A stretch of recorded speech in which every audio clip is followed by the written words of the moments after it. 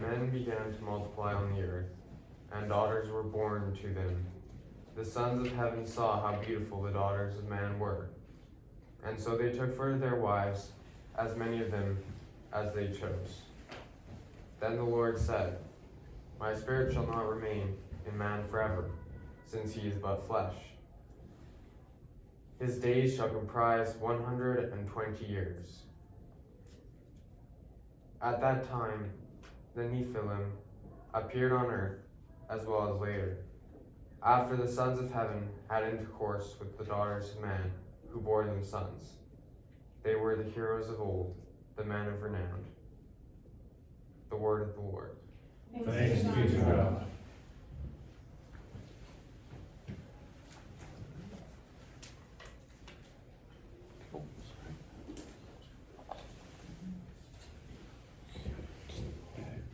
Oh, it's on right now. Oh, okay. Okay. All right. We're good. Friends, you've been on this planet long enough. It's for some time now. Not long enough, at least, to be trusted to vote, but long enough to know something. And some might say long enough to be dangerous. So, let me ask you a question. What qualities, bear with me here, what qualities does an ideal teacher or an ideal parent possess? So, all right, because I mean, I understand generally you are semi-unconscious until after 9 a.m. So I don't want to hear excuses like, oh, this is too hard of a question. But and why? Because you've seen parents, you've seen teachers in action long enough to know what they do. So let's hear it. What qualities, does the ideal teacher, the ideal parent possess? What do they mean? Okay, a little lot of hands going. Okay, Olivia, yeah. Nice and loud. Oh, understanding. Understanding. Okay. Wisdom. Wisdom. Somebody in the front row? Oh, okay, it is. That's it, yeah. Patience. Oh, Izzy, that was what you were going to say too? Great, because that's what I was going to say as well. All right, okay, yes, Sophie. Perseverance. Perseverance. Okay, yes, good. Maria? I think, all those things are good, but you also, the teacher or parent also needs to be qualified. You could have the most patient and, understanding person who just doesn't know anything. So, what I think a 4-year-old can be patient. I don't know. Okay. But the point of a teacher, no. My point is that the point of a teacher is someone who has a leadership position. Okay. So I think what Maria's trying to say is patience is great, but you need to have a little bit more than just be patient. Okay, that's fair enough. So your parent needs to be qualified. I've got good news for you. God does not call the equipped. He equips the call. So that helps you a little bit of relief there. Okay, another answer again. The ability to say no. Oh, okay. All right. Let's go back to patience. All right. Okay, so why would you need patience? Now, there's a little handout there that's gone around. Hopefully you had a chance to share with somebody beside you if you've got it there. Did you get it? At the front? I don't know if you've got the handout. No, you passed them all. Oh, Pauline's got one there. And one of the more well-known verses, I think it might be the second or third in there, is from St. James about patience. And he says, but let patience have her perfect work, that ye may be perfect and entire, wanting nothing. Those are some heavy words, right? Let patience have her perfect work, that you may be perfect and entire, wanting nothing. Now, we often think of patience as an adjective, which you recall modifies a noun, right? Rather than a noun itself, right? But St. James says, let patience have her perfect work. So she's working in us, and we can become complete, reach our theological destination. So if you want to think of it another way, patience is not just a character of ours, but an attribute of God.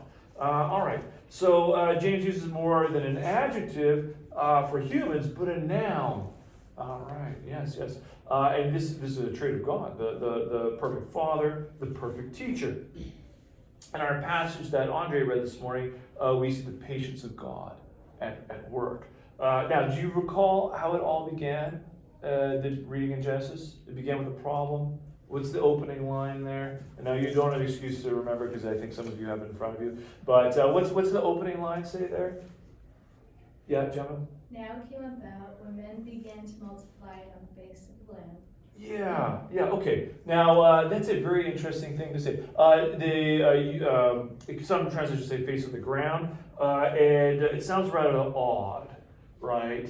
Humans multiplying over the face of the ground. But you recall, you know enough Hebrew to pick this out a little bit. What's the Hebrew word for ground? Oh, you might remember this. Think back to Genesis 3. I guess Genesis 2, rather. I'll give you a hint. The first three letters are four letters, A-D-A-M. Adam? Yep, then that's Adam. And what's ground? It's 6 letters long. Adamah. Adamah, that's right. There we go. Thank you. Yes. Yes, Adamah. So that's why Adam is a pun, right? Like dirtling, earthling, and so on. Okay, so what's the image here? It's very odd and arresting, yet a beautiful image that we're given. It's the humanity begins to proliferate over the face of Adamah. Right? Isn't that beautiful? And I can't help but think of the Leviathan. For those of you with the privilege of studying Hobbes there, you remember the front cover on the Leviathan. It's got that big smiling Leviathan who's got all the little people on him, and so forth. That's the children of the king of the children of pride and so forth. The cover of that book is worth the price of admission. If you get a chance to go through it. But here it's people spreading over the face of the Adamah. It's as if we've come from the ground, from the earth, but now the earth itself bears our image. Yes. Now, my guess is this very oddly arresting image is the Bible's way of preparing us for the even odder and more arresting verses which follow. Now, you might be familiar with the Nephilim, and now you might not be, though. Anyone heard of them before?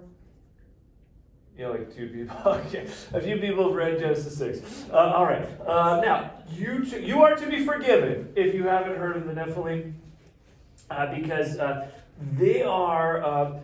Most interpreters tend to skip over it, and it's complicated, and it generally leads into some bizarre and uncomfortable terrain for modern ears. So, what do you think? Should we skip it too and cut straight to the flood? Or do we jump headlong into a few enigmatic rabbit holes? What do you think? Okay, yeah. Well, this is Chester Academy, right? So you've been here long enough, you know the answer. Yes. And we're going to dive in and see where we come out. And one word of caution before we go is we're not tourists or information junkies.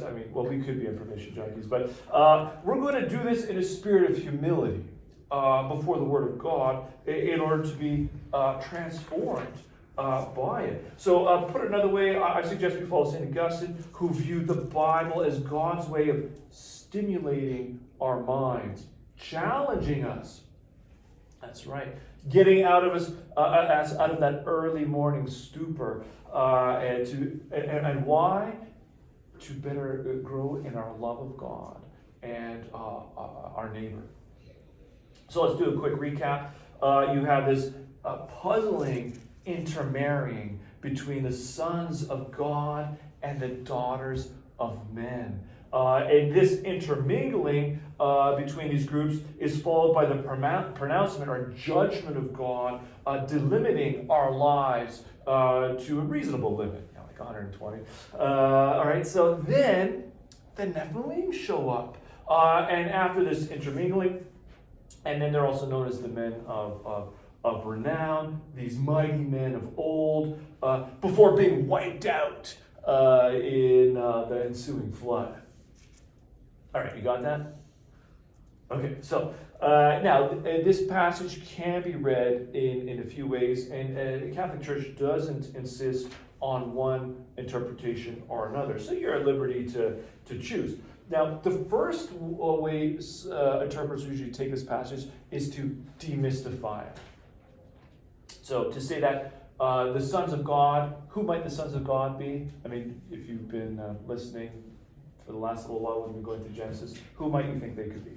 Yeah, Joshua. The descendants of Seth. Exactly. Thank you, Josh. Let's give Joshua a round of applause. That was very well done. Yes, he's been listening. He's been listening. And why might that make sense? That they would be called the sons of God. There's another good reason that they might be called that. Do you recall in the New Testament there are two genealogies of Jesus? Okay, there's one from Matthew and there's one from Luke. Matthew's goes back to Abraham. Luke's goes all the way back to Adam when he gives a genealogy of Jesus. And what does Luke call Adam? Because like everyone's a son of, and then who is Adam the son of? Does he say the son of God? That's right, Joshua. 2 for 2. Wow. Okay. Let's have another round of applause for Joshua. That was impressive. Yes. So these sons of Seth. Say Luke calls Adam the son of God. So you could certainly read it this way. And so these sons of Seth then mix with the descendants of who? Remember there's the two lines that we've been speaking about. The two genealogies. Cain, that's right. Thank you. And who, if you recall, what was the descendants of Cain into? Themselves. Yeah, themselves. They were full of themselves. Absolutely right, Livia. They're naming cities after themselves and so forth. They're also into polygamy, music, metal. Yeah, I don't know if it's metal music, but making the world in their image with the blood of blood-clenched fists, right? That's what they were up to. So this union then, or crossing of lines, yokes believers and unbelievers together in marriage, which we later see it in Deuteronomy. That's like proscribed, like you don't do that. So all this means that the sons of God are understood here as Seth's line, and their offspring, the Nephilim, are the product of these two lines of Seth and Cain. Judgment ensues with the flood, and this ungodly pairing, which institutionalizes sexual immorality and violence, unlike the pairs of clean and unclean animals on the ark, is wiped out. Okay, that's one way of reading this. It's a fairly straightforward take, and you're entirely free to run with that. Here's another. Are you ready for this? Okay. The sons of God are not human. What?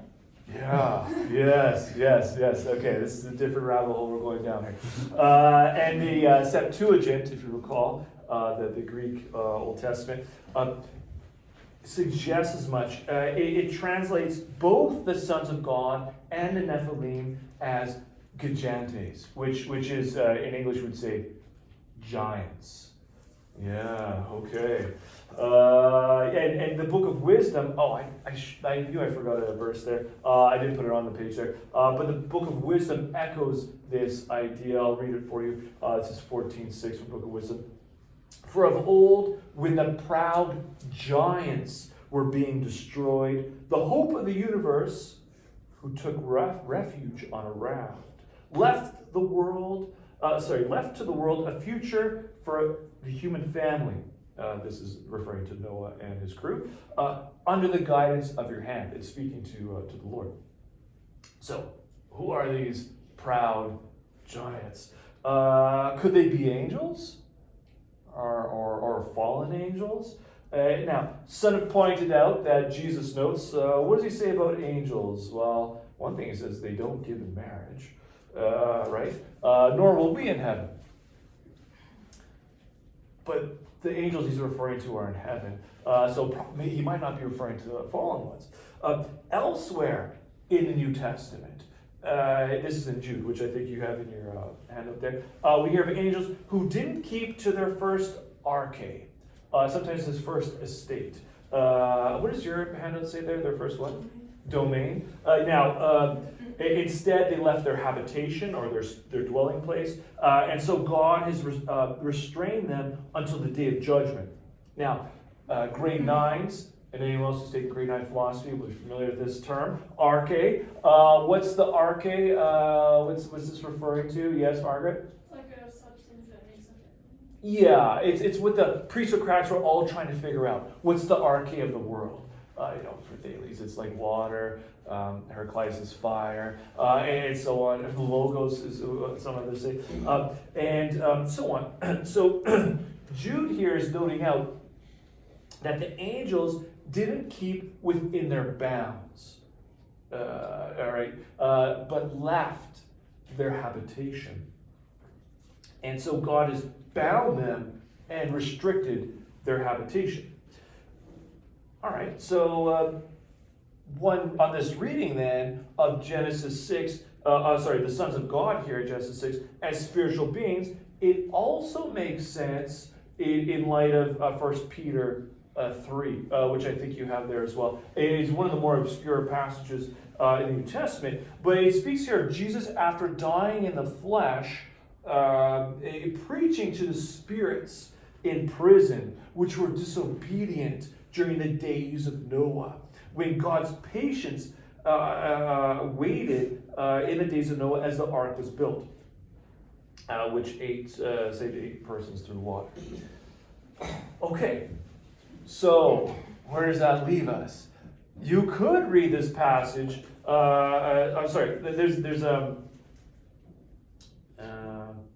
So you can see this passage then as some sort of mixing between humans and fallen angels, whether literally in marriage or perhaps maybe metaphorically through the occult and sorcery. So that's another possible way of reading this. Now there's a third way. You can combine those two readings.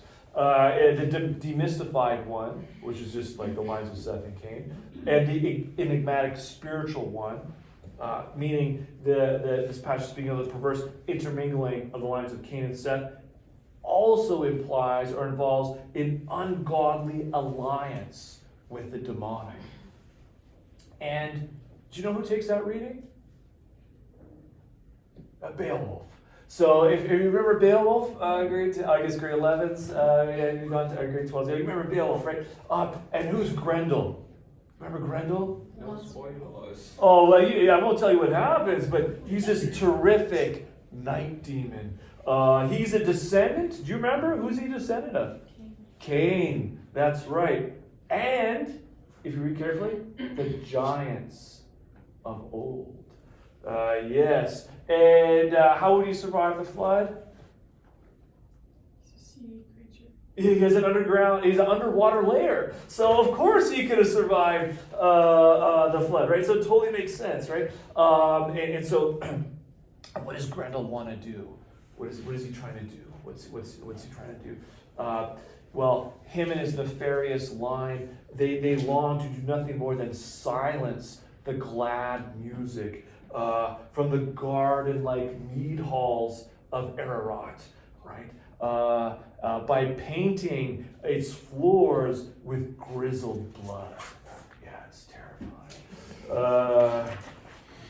Okay, now, doubtless you're wondering, what does this all have to do with God's patience? Oh, we're getting to that. Okay, but first we should know, as fun as an international field trip, I know Mr. Starker would definitely support us in this.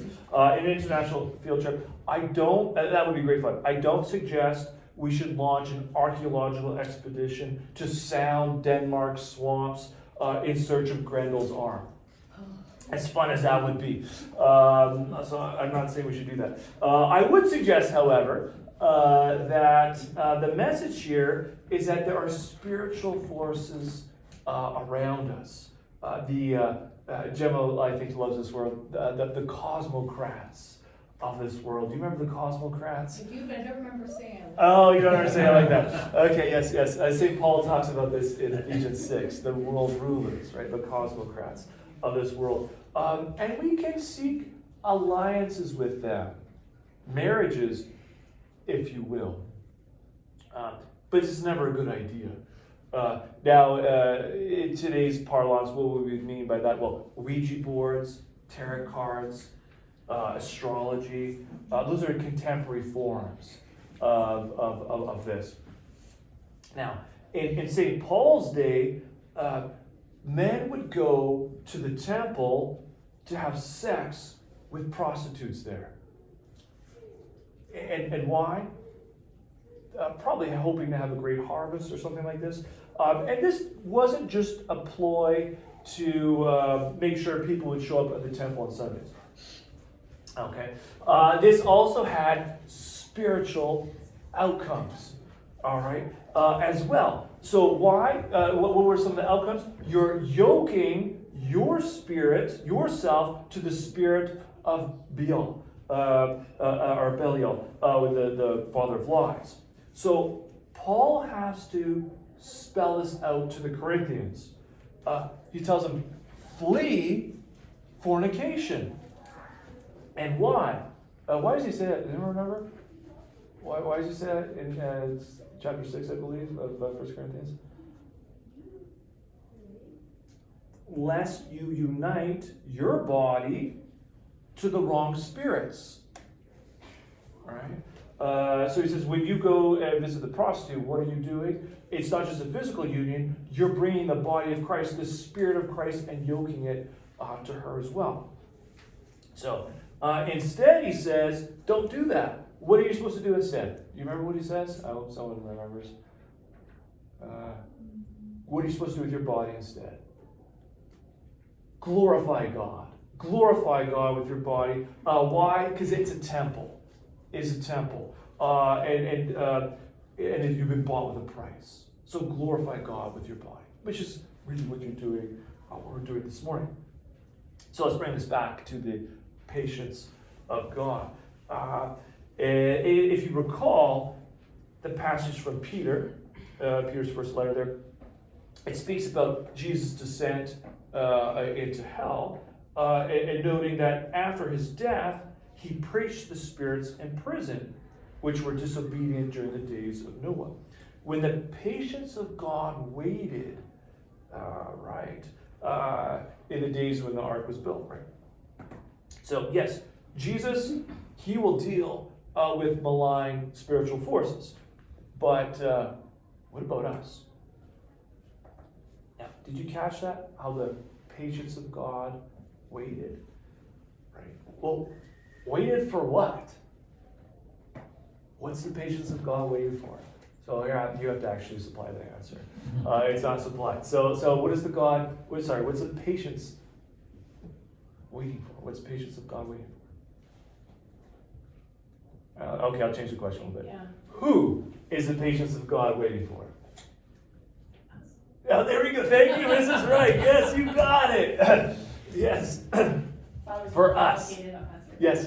And you have to, again, read into this a little bit, but waiting for us to do what? Turn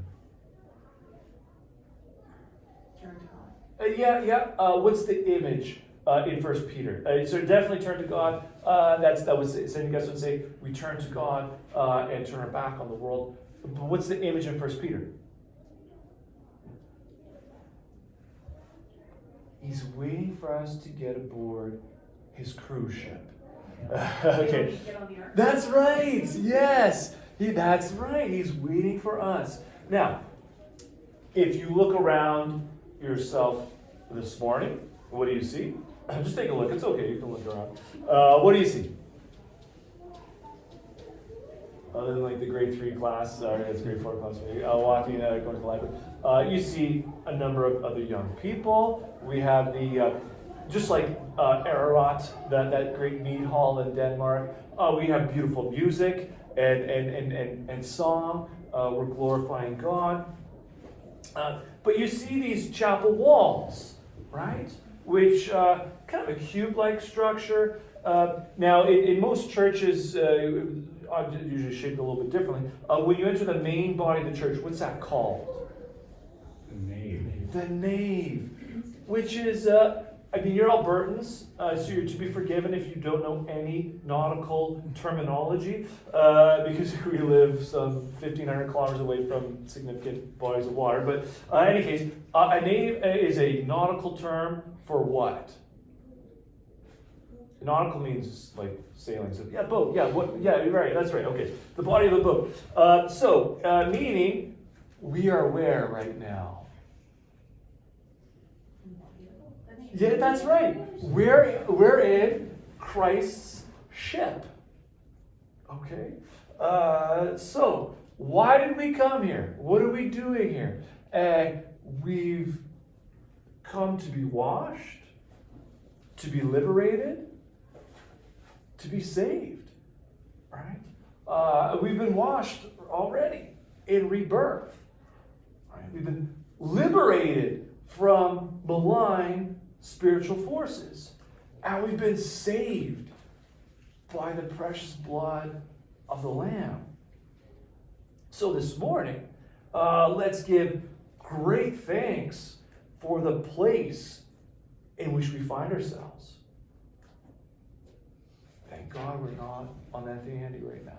Okay, we're here right now in this nave, in this ark. We're within the ark at this moment with some other fine folks as well. So we're not here by ourselves. It's beautiful. And in a moment, we'll have the opportunity to pray in silence before the blessed sacrament, the source and summit of our faith, the bread of life, which has been broken for us to restore us in our brokenness to wholeness. So this morning, let us take advantage and return to God the graces that His great patience offers us with praises.